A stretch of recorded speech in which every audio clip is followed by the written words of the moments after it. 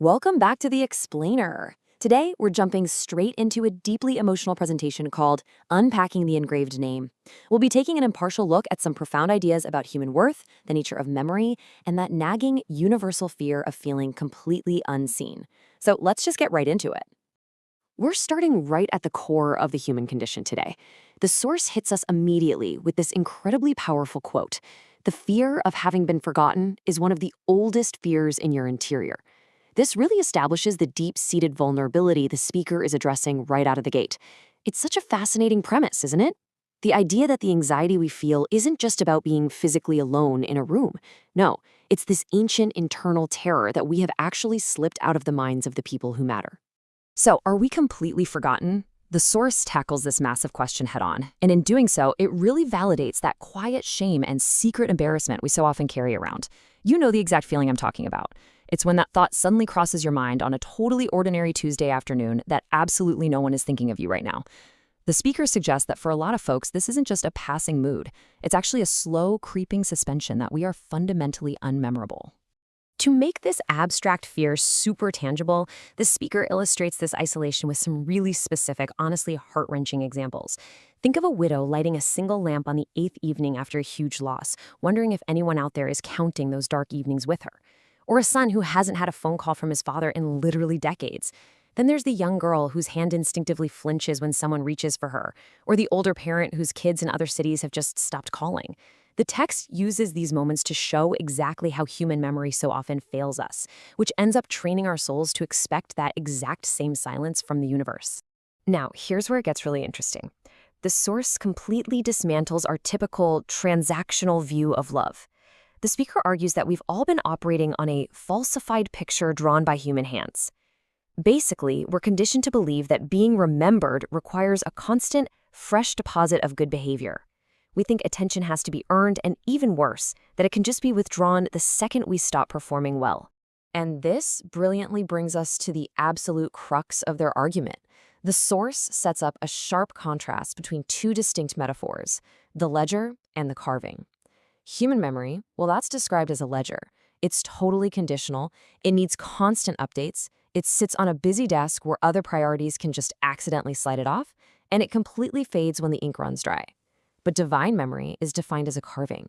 It is permanent, it's unconditional, and it goes wherever the hand goes. Actually, instead of fading, a carving deepens with time. It's a total paradigm shift.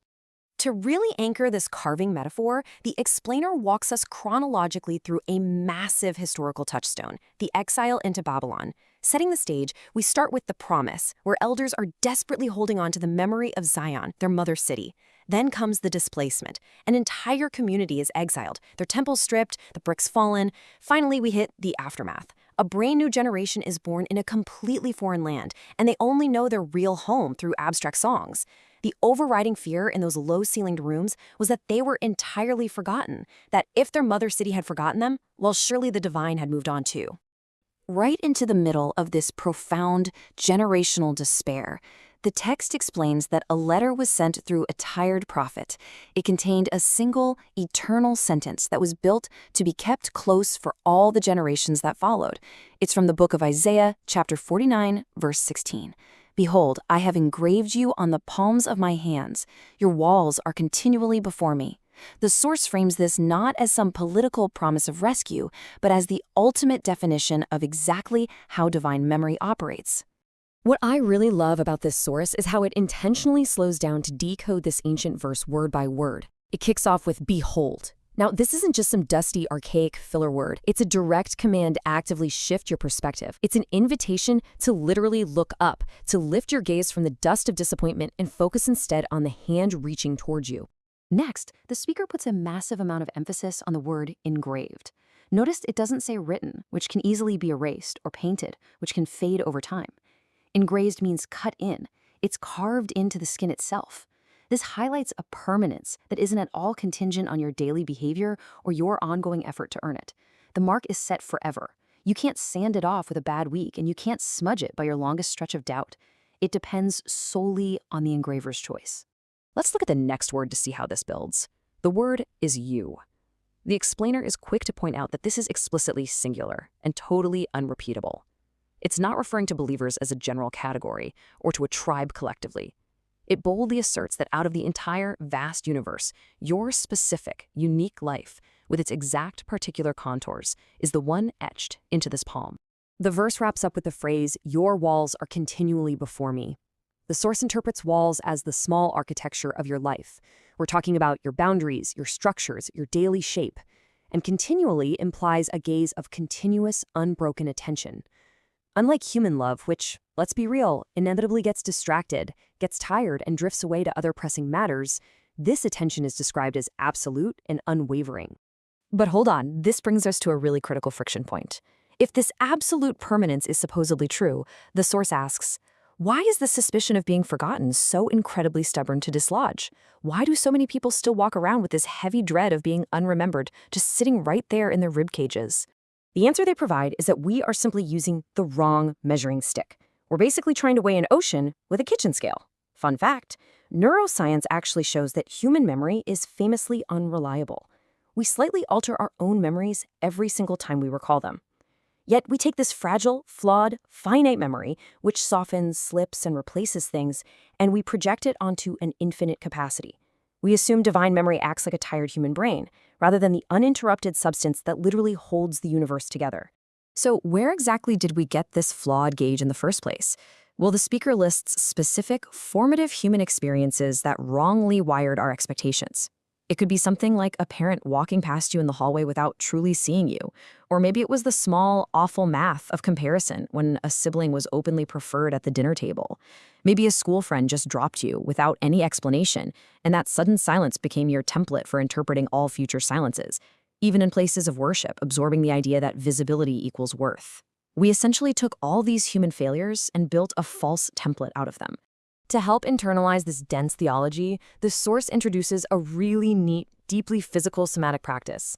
It's a way to let your body feel what your mind is fighting. Let's actually walk through the concept right now. The speaker asks you to press the pad of your thumb gently to the center of your opposite palm. You just rested there for the length of 3 slow breaths. As you do, you're instructed to notice the faint warmth gathering in that spot and physically imagine your own name permanently etched right there. It takes the idea from an abstract thought and turns it into a grounding, physical reality. Building on that bodily connection, they also offer a really practical breathing technique for your daily life when that old anxiety tries to creep back in. When that voice of doubt whispers that you are forgotten, the first step is to simply pause. Second, gently ask yourself, is my name still on his palm? The answer, the source insists, is always yes. Finally, and this is rooted in actual nervous system regulation, you exhale outward a beat longer than your inhale. This drawn-out exhale physically signals safety to your nervous system, affirming that the attending is not in jeopardy. By adopting this deeply rooted perspective, the source suggests we can completely reframe how we view the events of our daily lives. Small mercies, like a stranger's timely kindness, they aren't just random coincidences. They are the mark of attention becoming briefly visible. What about drifting friendships? They merely reflect natural human fragility over a busy lifetime, not a final verdict on your actual worth. Even in tragedy, like a long illness or grieving a child who has drifted away, the text insists this absolutely does not erase a name from that hand. And conversely, periods of plenty and peace don't mean the steady attending is turned away, just because things are suddenly easy. The whole presentation culminates in this incredibly powerful 2-line mantra, "Your name is on my hand. Your face is in my memory." The explainer suggests taking these exact words and stitching them into the inner lining of your coming week. You can murmur them at a red light or press them against your chest when that old dread of being overlooked tries to sit back down at your table. It serves as a permanent anchor of worth, completely regardless of your daily circumstances. And that brings us to the end of our analysis. I want to leave you with this final, provocative thought from our explainer today. If human memory is merely a fragile, fading ledger, how does knowing you are permanently engraved change your relationship with loneliness? I really hope this deep dive has sparked a brand new way for you to understand the architecture of your own worth and maybe shifts how you perceive those quiet moments in your week. Keep questioning, keep learning, and I'll catch you in the next explainer.